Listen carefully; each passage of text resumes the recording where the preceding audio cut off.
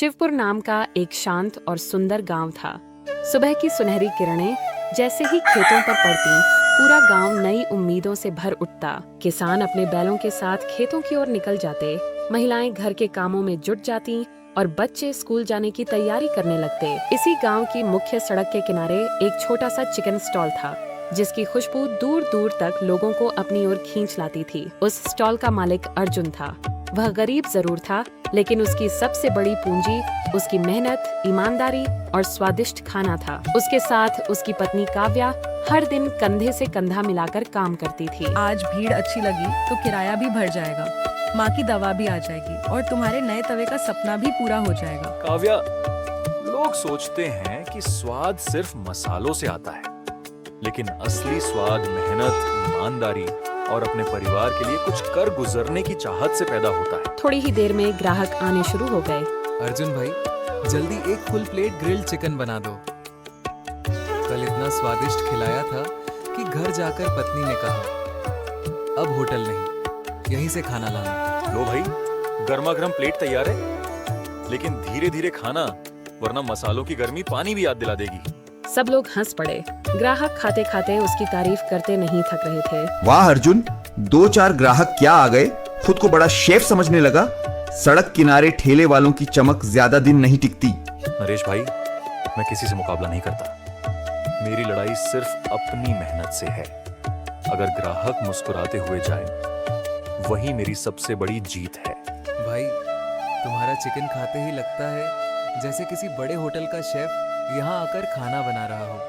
यह सुनकर नरेश का चेहरा जलन से भर गया। जब तक इस आदमी का नाम चलता रहेगा, लोग मुझे कभी महत्व नहीं देंगे।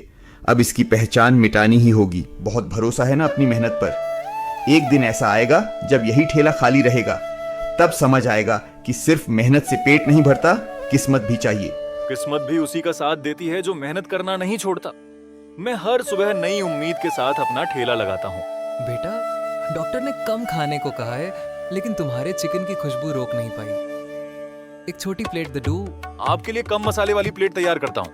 बेटा, स्वाद के साथ तुम्हारा व्यवहार भी लोगों को बार बार यहाँ खींच लाता है। लगता है सब लोग इसके ब्रांड एम्बेसडर बन गए हैं। नरेश, पहले अपने चेहरे पर मुस्कान लाओ, फिर शायद ग्राहक तुम्हारे पास भी आए। चारों ओर हंसी गूंज उठी। नरेश की बेइज्जती हो गई। वह बिना कुछ बोले वहां से चला गया, लेकिन उसके मन में बदले की आग और तेज हो चुकी थी। अब अर्जुन का भरोसा ही उसकी सबसे बड़ी कमजोरी बनेगा। ऐसा खेल खेलूंगा कि लोग उसके स्टॉल का नाम सुनकर भी डरेंगे। उधर अर्जुन ग्राहकों को खाना परोसने में लगा रहा। उसे जरा भी अंदाजा नहीं था कि उसकी सादगी और सफलता किसी के दिल में जहर बन चुकी है। उसी गांव में अन्नपूर्णा ढाबा नाम का एक मशहूर ढाबा था। सुबह होते ही वहां चाय की महक फैल जाती थी। ढाबे के एक कोने की मेज पर गांव के सबसे खतरनाक गुंडे भैरव, शंभू और फकीरा बैठते थे। उनकी दहशत से कोई भी उनके पास जाने की हिम्मत नहीं करता था। उसी समय नरेश तेज कदमों से ढाबे में पहुंचा। उसके चेहरे पर गुस्सा साफ दिखाई दे रहा था। क्या बात है नरेश, आज बड़ा परेशान दिख रहा है। किसने तेरी अकड़ तोड़ दी? भैया, आज पूरे बाजार में उस अर्जुन नाम के चिकन वाले ने मेरी ऐसी बेइज्जती कर दी कि लोग अब मुझे देखकर हंस रहे हैं। नरेश की बात सुनते ही ढाबे का माहौल एकदम शांत हो गया। पूरा किस्सा बता। आखिर उस ठेले वाले ने ऐसा क्या कर दिया कि तू इस हालत में हमारे पास आया है? नरेश ने गुस्से में कहा, भैया, उसने मुझे कुछ नहीं कहा, लेकिन उसकी वजह से पूरे बाजार में मेरी हंसी उड़ गई। लोग मेरी बात छोड़कर उसी के ठेले पर जमा हो गए। सब उसकी तारीफ कर रहे थे और मुझे देखकर मुस्कुरा रहे थे। शंभू कुर्सी से उठकर बोला, मतलब उसकी ताकत उसका स्वाद नहीं, लोगों का भरोसा है। फकीरा हंसते हुए बोला, जिस आदमी पर लोगों का भरोसा हो, उसे हराना आसान नहीं होता, लेकिन भरोसा टूट जाए तो भीड़ खुद ही दूर चली जाती है। भैरव उठकर खड़ा हो गया। यही होगा, हम उसके भरोसे पर चोट करेंगे। जब लोग उसी पर शक करने लगेंगे, तब उसका ठेला अपने आप खाली हो जाएगा। नरेश के चेहरे पर पहली बार मुस्कान भैया, आई। मैं भी यही चाहता हूँ। उसकी कमाई नहीं, उसकी पहचान खत्म होनी चाहिए। कल सुबह बाजार में ऐसा खेल होगा कि पूरा गांव देखेगा। तीनों बदमाशों की आंखों में खतरनाक चमक थी। उधर अर्जुन अपने घर पहुंचा। काव्या ने खाना परोसते हुए आज पूछा, बहुत थके हुए लग रहे हो, सब ठीक है? हाँ, बस काम थोड़ा ज्यादा था। ग्राहक खुश थे, यही सबसे बड़ी बात है। लेकिन मुझे नरेश की बातें अच्छी नहीं लगी। उसके मन में जलन साफ दिखाई दे रही थी। जो मेहनत करता है उसके रास्ते में मुश्किलें भी आती हैं, लेकिन अगर हम डर गए तो सपना कभी पूरा नहीं होगा। दोनों ने भगवान के सामने दीपक जलाया और अगले दिन की सफलता की प्रार्थना की। अगली सुबह शिवपुर का बाजार फिर से चहल पहल से भर गया।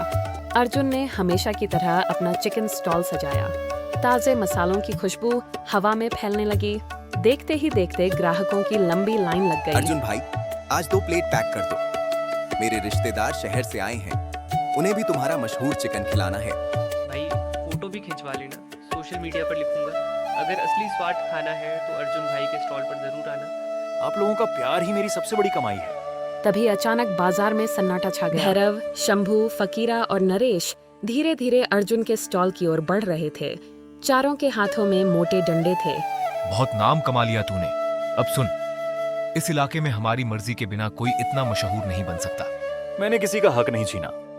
मैं सिर्फ मेहनत करता हूँ और लोगों को अच्छा खाना खिलाता हूँ। बहुत ज्ञान देता है। आज तेरी सारी अकड़ निकाल देंगे। अगर कोई शिकायत है तो बात करके हल निकाल लेते हैं। हिंसा से किसी का भला नहीं होता। लेकिन भैरव ने उसकी एक भी बात नहीं सुनी। उसने इशारा किया। अगले ही पल शंभू और फकीरा ने डंडों से स्टॉल पर हमला शुरू कर दिया।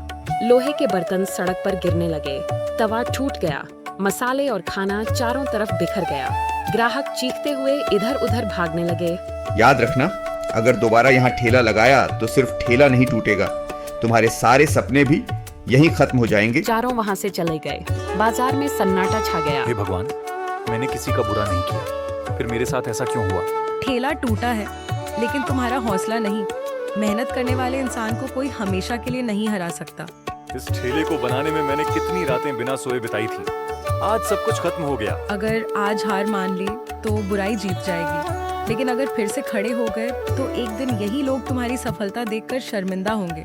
अर्जुन ने पहली बार अपनी पत्नी की ओर देखा।